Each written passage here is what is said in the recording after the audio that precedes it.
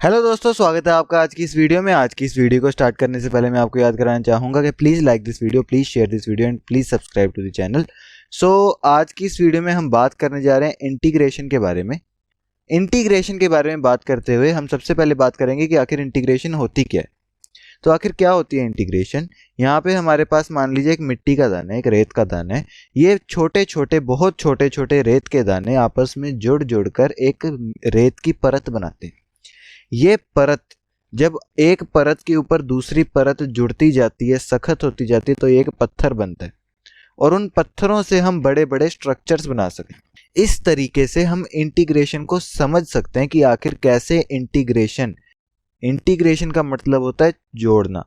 बहुत छोटे छोटे हिस्सों को जोड़ कर हम बड़े बड़े हिस्सों का निर्माण करेंगे, बड़े बड़े हिस्सों को बनाएंगे यहाँ पर।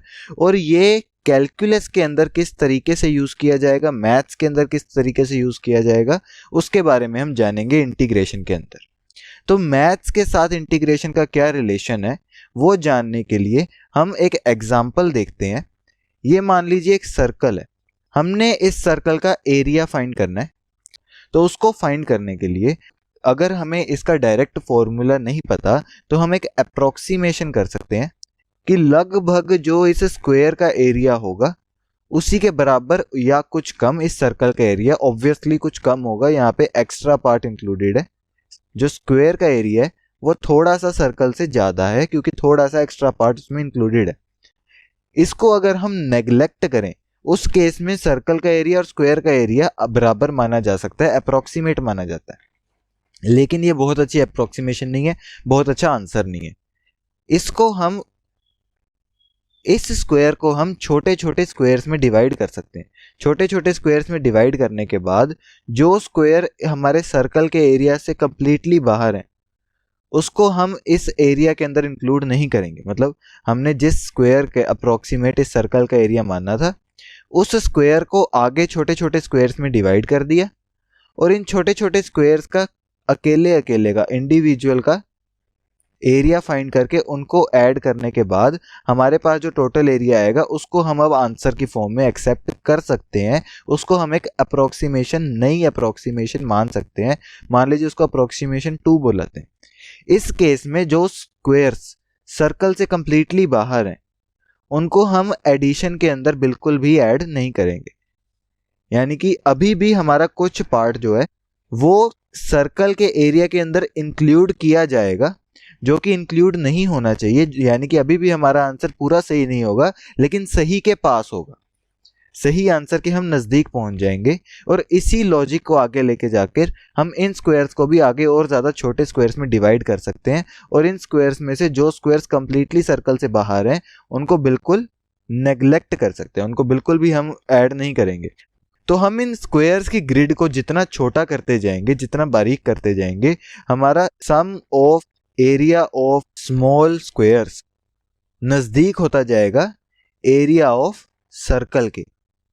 जैसे जैसे हम इस ग्रिड के स्क्वायर्स को और छोटा और बारीक करते जाएंगे वैसे वैसे sum of area of small squares area of circle के और नज़दीक जाता जाएगा। और इस डिवीजन को हम अगर इनफाइनाइट तक ले जाएं, अगर हम बहुत ज़्यादा बारीक कर दें, उस केस में हमारा आंसर एरिया ऑफ सर्कल के बिल्कुल बराबर आएगा।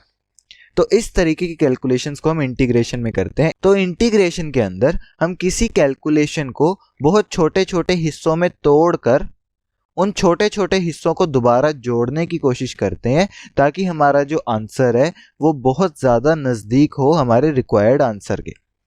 इस तरीके से हम इंटीग्रेशन को यूज़ करते हैं।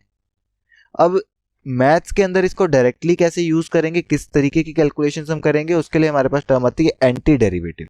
तो आखिर एंटी डेरिवेटिव क्या होता है? एंटी डेरिवेटिव क्या होता है? हमारे पास मान लीजिए कोई फंक्शन है एक्स क्यूब, इसका डेरिवेटिव होगा 3x स्क्वायर। सिंपल सी बात है, d by d x of x cube is equal to 3x square. तो कोई ऐसा फंक्शन जो हमें 3x स्क्वायर से वापस एक्स क्यूब की तरफ ले जाए, कोई ऐसा ऑपरेशन जिसमें हम 3x स्क्वायर के ऊपर लगाएं और वो हमें एक्स क्यूब आंसर दे, उसको हम बोलते हैं एंटी डेरिवेटिव, डेरिवेटिव का उल्टा। इसको हम रिप्रेजेंट करते हैं इस तरीके से कि हम 3x स्क्वायर के ऊपर इंटीग्रेशन करेंगे, एंटी डेरिवेटिव करेंगे किसके रिस्पेक्ट टू, यहाँ पे हमने डेरिवेटिव किया था x के साथ, dx के साथ, तो इंटीग्रेशन भी हम एंटी डेरिवेटिव भी dx के साथ ही करेंगे। मैं बार बार एंटी डेरिवेटिव को इंटीग्रेशन बुला रहा हूं क्योंकि मैथ्स के अंदर जो चीज़ हम कैलकुलेट करना चाहते हैं, जिन छोटे छोटे हिस्सों को, छोटे छोटे dx को हम जोड़ना चाहते हैं, उसको एंटी डेरिवेटिव के थ्रू ही जोड़ा जाता है।